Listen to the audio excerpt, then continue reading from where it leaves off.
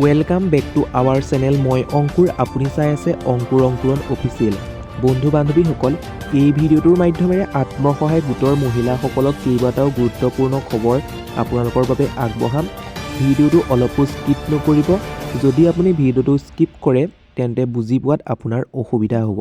বন্ধু বান্ধৱীসকল, আপুনি এটা ব্যৱসায় কৰিবৰ বাবে কি প্ৰজেক্ট ছাবমিট কৰিব লাগিব বা কেনেকৈ ছাবমিট কৰিব, প্ৰজেক্টটো কেনেকৈ বনাব, সেই সম্পৰ্কে মই সকলোখিনি তথ্য আপোনালোকৰ আগত অৱগত কৰিম। তেতিয়াহে আপুনি 10,000 টকাটো গভৰ্ণমেণ্টৰ পৰা ফৰ্মখন ছাবমিট কৰাৰ পিছত লাভ কৰিবলৈ সক্ষম হ'ব। বন্ধু বান্ধৱীসকল, ভিডিঅ'টো আৰম্ভ কৰাৰ আগতে আনদিনাৰ দৰে আজিও এটা আপোনালোকক সৰু ৰিকুৱেষ্ট কৰোঁ। যদি আপুনি আমাৰ ইউটিউব চেনেলটোত পোনপ্ৰথমবাৰৰ বাবে ভিজিট কৰিছে তেন্তে প্লিজ আমাৰ ইউটিউব চেনেলটো ছাবস্ক্ৰাইব কৰক আৰু কাষতে থকা বেল বটনটো প্ৰেছ কৰি অল অপশ্যনটো ক্লিক কৰিবলৈ নাপাহৰিব। তেতিয়াহে আগন্তুক আহিবলগীয়া প্ৰত্যেকখিনি ভিডিঅ'ই পোনপ্ৰথমে লাভ কৰিব। তেন্তে আহকচোন আমি অকণো পলম নকৰি ভিডিঅ'টোৰ ফালে আগবাঢ়োঁ।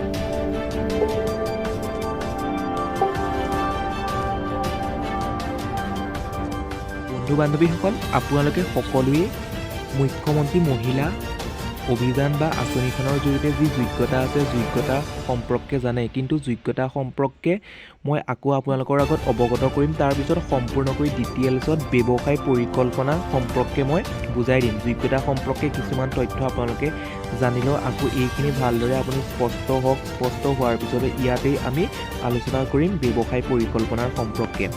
ইয়াত যদি প্ৰথম অৱস্থাত চাবলৈ যাওঁ, ইয়াত আপুনি মন কৰিব, আপুনি নিজৰ ফৰ্মখনতো ভালধৰণে চাব পাৰে। মই আপোনালোকক বুজাই দিছোঁ। ইয়াত উদ্যমিতা পুঁজি তলৰ মূলধন বা বীজ মূলধন তলত উল্লেখ কৰা মাপকাঠিৰ অনুসৰি হিতাধিকাৰী নিৰ্বাচন হ'ব লাগিব।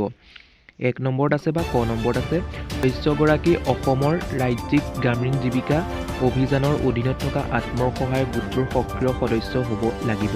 সদস্যগৰাকী বৈধ আৰু কাৰ্যকৰী বা সক্ৰিয় আধাৰ সংযুক্ত ছেভিংছ বেংক একাউণ্ট থাকিব লাগিব।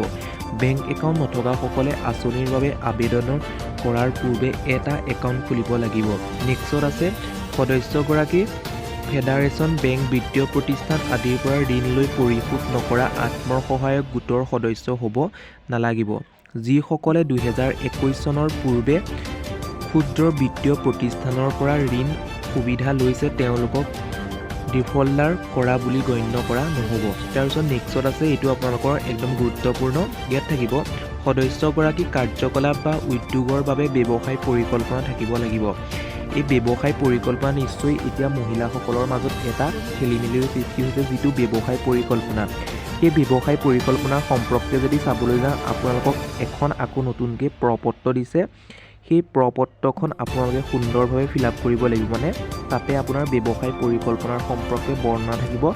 আপোনালোকৰ গোটৰ নাম, নিজৰ নাম সুন্দৰকৈ লিখিব। তাৰপিছত গোটৰ কোডটো লিখিব। তাৰপিছত কিমান টকা দিব চৰকাৰে, আপুনি ক'ত কি কৰিব, সকলোখিনি ডিটেইলছত থাকিব। আপুনি ফৰ্মখন লাভ কৰিবৰ বাবে আপোনাৰ নিজৰ জীৱিকা সখীগৰাকীৰ লগত কণ্টেক্ট কৰিব।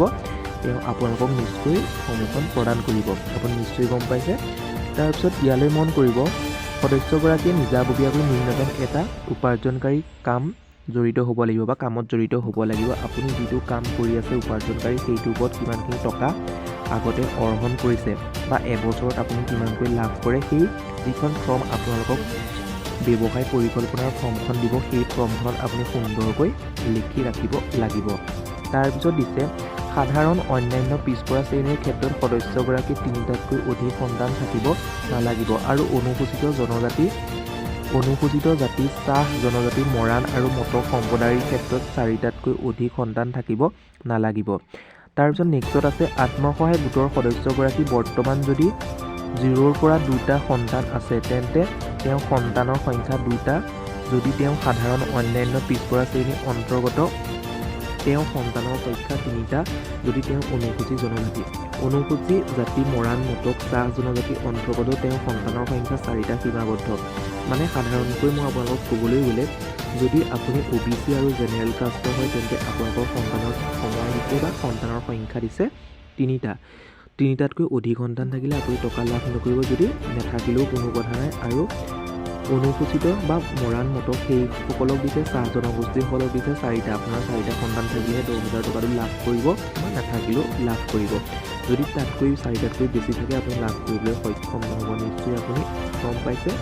তাৰপিছত দিছে যদি আত্মসহায়ক গোটৰ সদস্যগৰাকী স্কুললৈ যাব পৰা বয়সত কন্যা সন্তান আছে তেন্তে কন্যা সন্তানসকলক কোনো বিদ্যালয়ত নামভৰ্তি কৰোৱা হ'ব লাগিব, অথবা ভৱিষ্যতৰ কন্যা সন্তান জন্ম হ'লে উপযুক্ত বয়সত তাইক অংগনবাড়ী কেন্দ্ৰত বিদ্যালয়ত নামভৰ্তি কৰোৱা প্ৰতিশ্ৰুতি দি সংকল্প পত্ৰ স্বাক্ষৰ কৰিব লাগিব। নিশ্চয় আপুনি বুজি পাইছে।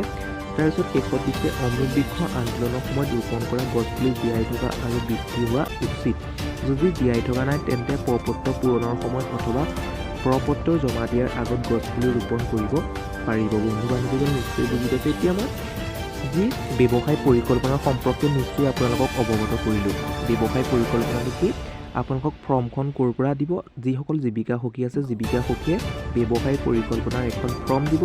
সেই ফৰ্মখন সুন্দৰকৈ ফিল আপ কৰিব। ফিল আপ কৰি পেলাই আপুনি যিটো কামত জড়িত হৈ আছে বা যিটো কাম কৰি আছে সেই কামটোৰ জৰিয়তে আপুনি বছৰি কিমান উপাৰ্জন কৰে সেই সম্পৰ্কে তাত লিখি ৰাখিব লাগিব।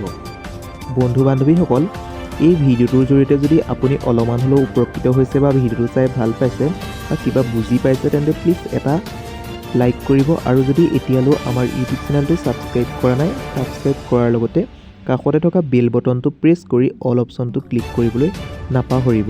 তেতিয়াহে আগন্তুক আহিবলগীয়া ভিডিঅ'সমূহৰ ন'টিফিকেশ্যন আপুনি পোনপ্ৰথমে লাভ কৰিব। যদি আপোনাৰ কিবা ডাউট আছে তেন্তে কমেণ্টৰ জৰিয়তে কমেণ্ট কৰিব, মই আপোনালোকক সহায় কৰিবলৈ যত্ন কৰিম। আজিলৈ ভিডিঅ'টো ইমানেই। আকৌ পুনৰ নতুন এটা ভিডিঅ'ত লগ পোৱাৰ আশাৰে ধন্যবাদ।